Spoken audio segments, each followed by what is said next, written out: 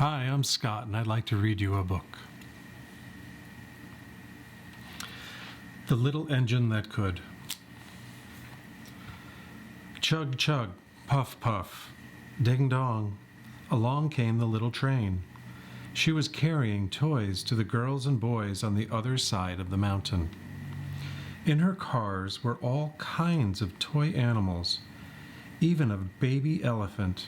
There were sailboats and drums and dolls, and the funniest toy clown you ever saw.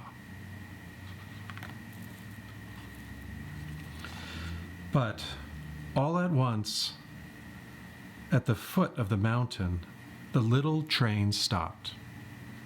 She could not move at all. Now, who would pull the toys over the mountain? Just then, the clown called out, "Look, a little blue engine is coming."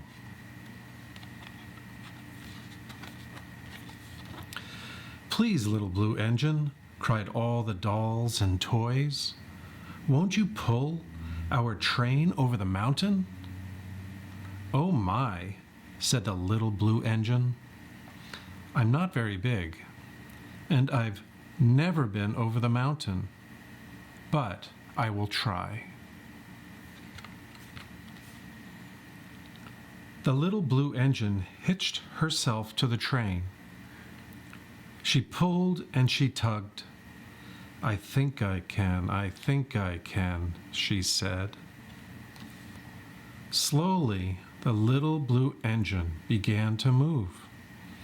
"I think I can, I think I can, I think I can." And up the mountain she went with the train full of toys. Finally, the train reached the top of the mountain. "Hooray, hooray!" cried all the dolls and toys.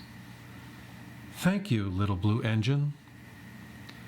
The little blue engine just smiled. And as she puffed down the mountain, she seemed to say, "I thought I could, I thought I could, I thought I could."